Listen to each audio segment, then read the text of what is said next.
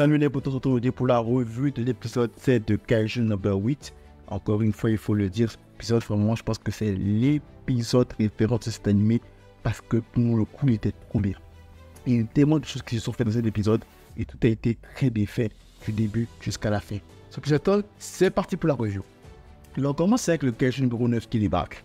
Le Kaiju numéro 9 qui est en fait une grosse menace. Je ne sais pas si ce sera l'antagoniste principal de tout l'animé ou l'antagoniste principal pour le moment. En tout cas, quand même, c'est un antagoniste dont il faut avoir peur. Déjà, un premier truc que je vais ajouter, c'est que j'aime bien que ce soit un antagoniste vraiment foncièrement mauvais. C'est pas un antagoniste, en gros, qui a un passé triste, un antagoniste qu'on veut nous faire aimer à un moment donné. Non, clairement pas. Là, en fait, on revient sur la notion d'antagoniste pure. C'est quelqu'un qui est là pour faire du mal et qui aime ça faire du mal. Il me donne un peu au fait un vibe de Kid. À l'époque, vous connaissez Kid Buu. Kid Buu lui faisait du mal, genre juste pour le plaisir. En fait, il s'en battait le steak, il voulait faire mal. C'est tout ce qu'il voulait. Faire du mal et encore faire du mal. Donc c'est ça qu'on retrouve un peu dans le Kaiju numéro 9. C'est très intéressant aussi parce que d'un côté, tu avec Kafka qui est un humain et qui est devenu un Kaiju. Et ce qui est bien, c'est qu'ils ne nous l'ont pas fait encore en mode le Kaiju numéro 9 aussi est un humain qui est devenu un Kaiju. Ils nous ont fait le contraire. C'est que c'est un Kaiju en fait qui est en train de devenir humain, qui est en train de s'humaniser si tu veux. Et le pire c'est qu'en essayant de s'humaniser, c'est pas comme s'il essayait de prendre le bon côté de l'humanité, non. Au contraire, il s'humanise en fait pour, je pense, essayer de comprendre comment les humains fonctionnent pour pouvoir mieux les détruire. Et pour le moment en tout cas, non seulement il est en train de bien réussir parce que tu sais parfois, c'est vrai que ce discours sont parfois un peu trop robotisés, en même temps tu sens quand même qu'il y a un peu de conscience derrière quoi, tu vois. Et ça ne l'empêche pas non plus d'être ultra fort, ultra OP. Mais après tu me diras, il a quand même eu Shinomiya, il mettait des face à Reno puis à son pote. Et franchement, je vais revenir sur ces deux gars-là, parce que ces deux gars nous ont sorti une performance incroyable. Bien vrai, ils n'ont pas gagné, c'est vrai, ils n'ont pas gagné, mais en tout cas, on peut dire qu'ils ont gagné beaucoup de fans de la communauté, ils ont eu un développement incroyable. Et c'est ça que je voulais souligner chez Kaiju numéro 8 comme point positif au niveau de cet épisode, c'est qu'ils ont réussi en fait à faire un développement de personnages secondaires. Cet épisode-là, si vous avez remarqué, on n'a pas beaucoup de Kafka à part bien sûr à la fin. On s'est concentré sur les personnages secondaires, on s'est concentré sur leur développement, sur l'établissement de ces personnages secondaires-là comme tout aussi important, enfin presque aussi important, voire tout aussi important que Kafka lui-même. C'était vraiment intéressant. Et Reno Ishikawa, que dire de ce mec-là? Que dire de ce mec-là? Non mais non, franchement, il nous a sorti un truc incroyable. Tenez tête au Kaiju numéro 9 comme ça, et il en a encaissé, hein. Il en a encaissé des balles.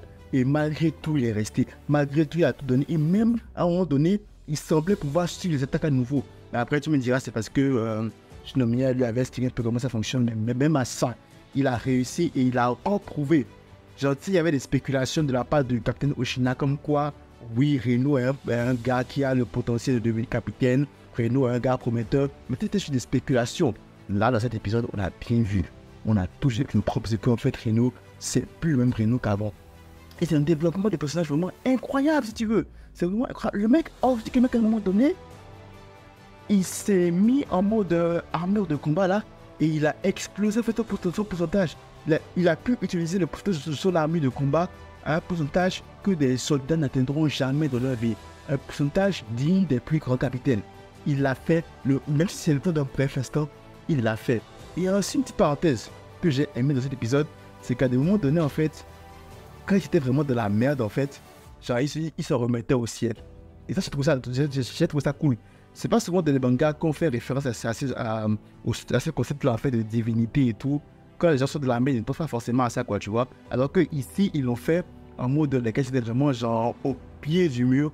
Et ils ont dit, Seigneur, faites juste qu'un miracle arrive. C'est arrivé 2 fois. C'est arrivé quand Reno allait utiliser sa technique à genre 90% là.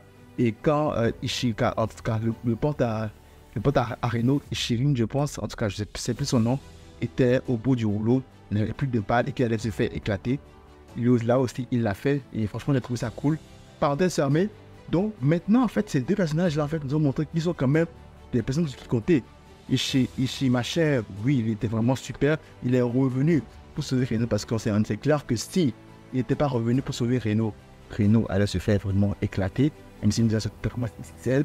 Donc bien joué de la part en fait de l'animé de n'avoir pris le temps en fait de nous établir en fait d'autres personnages secondaires comme presque aussi importants, voire aussi importants que le personnage principal Kafka.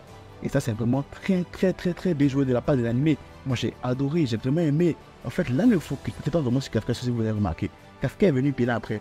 Là, on s'est concentré, en fait, sur donner le spotlight, si tu veux, à Reno et à son pote. Et vraiment, ils ont assuré. Et clairement, en fait, quand ils vont s'en sortir, ce seront clairement des personnages presque tout aussi importants que le personnage principal. Ce seront des personnages sur lesquels on pourra compter désormais que le personnage principal sera en danger. Et d'ailleurs, on en parle de la motivation de Reno. On en parle de la motivation. En fait, oui, Reno a évolué. Reno a eu à avoir une association fulgurante. Mais ça veut dire qu'il a dû s'entraîner comme un malade. Qu'il a dû se préparer, qu'il a dû en fait surpasser en fait ses propres attentes à lui pour pouvoir être aussi bon qu'il est maintenant. Et pourquoi ça? Le mec qui veut entrer dans la brigade, ce qui est chose faite, il n'avait pas forcément de motivation. Oui, il voulait aller au top. Mais c'était pas ça, j'avais réelle motivation. Je n'étais pas prêt quand il l'a dit. Et sa réelle motivation, en fait, de pouvoir être assez fort pour que Kafka n'ait pas à se transformer. C'est pas beau ça, en fait. Le meilleur pote, en fait, le meilleur pote full calme et collectif qui essaie de faire en sorte que son pote n'ait plus à se transformer. Ça, c'était magnifique. C'était beau, c'était génial. Reno, en fait, qui veut devenir plus fort pour voir retirer, en fait, ce lourd calvaire là, ce lourd force de la que Kafka a porté, se transformer en kaiju, de préserver son identité à chaque fois. Donc il veut devenir en fait très fort, que Kafka n'ait plus en fait avoir recours à la transformation en kaiju. C'était vraiment beau, c'était vraiment sympa. Mais bon, il n'a pas pu en fait devenir à peau du kaiju numéro 9. Et ils allaient se faire éclater quand Kafka arrive. Kafka débarque et Kafka en fait affronte le kaiju numéro 9. Ce combat qui était vraiment très bien. Et pour la première fois, Kafka n'a pas réussi à vaincre le kaiju en un seul coup. Ce qui te fait comprendre que ce kaiju là en fait n'est pas à prendre à la légère. Et c'était magnifique comme combat, encore on va se le dire. Les coups, les effets électriques qui sont vraiment tout le temps ultra beaux. L'aspect en fait sci-fi qui se mélange parfois au combat et tout. Même la partie où le noyau apparaît là, ça te donnait vraiment des vibes de genre science-fiction et tout. Bref, Kafka menait le combat. Clairement, on sentait qu'il était beaucoup plus fort que le kaiju, même si le kaiju était quand même coriace. Mais malheureusement, il s'est fait vite distraire parce que voilà quoi, il s'est fait cramer. Les soldats sont arrivés et tout, voilà, ils l'ont cramé, puis donc le gars a pu s'échapper. Le gars s'est échappé, il a dit un truc intéressant, il a dit que maintenant que je sais comment tu fonctionnes, je vais pouvoir trouver un moyen de te battre. Et donc il est parti.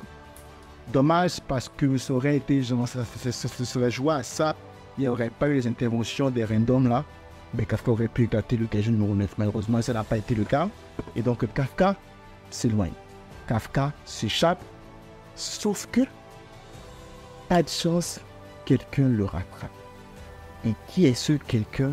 C'est le capitaine Oshina. Pardon. Punaise, mais il ne pouvait pas tomber mieux en fait. C'est vraiment un truc de dingue. Il a évité en fait un petit danger pour se retrouver en fait dans la gueule du lot. Comment il va faire maintenant? Le capitaine Oshina, il a débarqué en fait avec grâce et tout. Et clairement en fait on a vu que ce gars est ultra fort. Il est ultra OP. Vous avez vu le coup de pression avec l'épée qu'il a fait à Kafka. Vous avez vu que Kafka a des réflexes de malade. Donc Kafka, sa tête serait genre coupée. Et le pire de tout ça, c'est que comme il l'avait précisé, lui il est fort contre les kaiju de petite de moyenne taille. Il est fort contre ces gars-là. Donc en fait, c'est le pire match-up possible pour Kafka. Parce qu'en fait, c'est comme contre des kaiju, comme Kafka, qu'il a son prime, qu'il est juste imbattable. Comment maintenant Kafka va faire? Donc Kafka maintenant va essayer de faire comprendre que le capitaine Oshina, en fait, qu'il n'est pas un kaiju dont il doit avoir peur, qu'il n'est pas un kaiju à abattre, en fait, il est de leur côté. Comment est-ce qu'il va faire? Personne n'est là pour le défendre. Est-ce qu'il va se retransformer? Je pense pas. Je ne sais pas. Mais est-ce qu'il va se retransformer au risque genre de perdre son identité? Je ne sais pas. Ça me paraîtrait quand même un peu glauque si ça se passait comme ça. Et qu'est-ce qui va se passer? Est-ce que le capitaine Oshina va juste dire ah tiens, c'est toi Kafka? Ok, je ne pense pas. Ou est-ce que Kafka en fait va essayer de se battre contre le capitaine Oshina et après essayer de s'en juste pour trouver une ouverture et s'enfuir, ce qui nous donnera peut-être un très beau combat d'ici le prochain épisode. Peut-être, qui sait. Mais je trouve ça quand même dommage parce que je voulais vraiment voir le capitaine Oshina se battre. Je voulais vraiment le voir en action. Et le pire en fait, c'est que je vais le voir La première fois en fait qu'on va le voir en véritable action, c'est un moment en fait où il doit essayer de charcuter Kafka, alors que Kafka c'est notre héros. Qu'est-ce qui va se passer, comment ça va se faire, je ne sais vraiment pas. Mais genre, tu sentais qu'en fait que le gars n'était pas pour blaguer. Voyons les mecs qui ont les yeux fermés là. Quand ils ouvrent les yeux, ça sent fait. On a vu le regard assassin, le regard qui a l'habitude d'être un regard jovial, moqueur, genre limite même genre un peu trop joyeux de Ushina, a changé. Désormais en fait un regard assassin. Le gars il est venu pour charcuter. Il est venu pour faire du sashimi avec Kafka.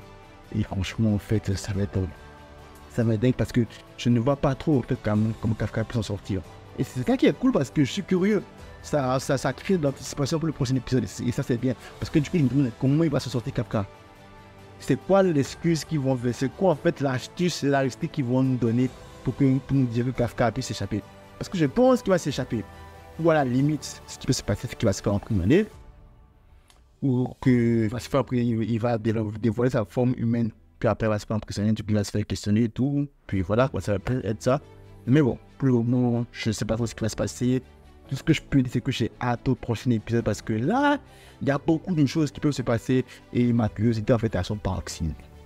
Voilà ce que j'avais à dire pour cette revue de l'épisode 7 de Kaiju numéro 8. Vous avez aimé la revue, n'hésitez pas à faire des commentaires, ça me fait toujours plaisir.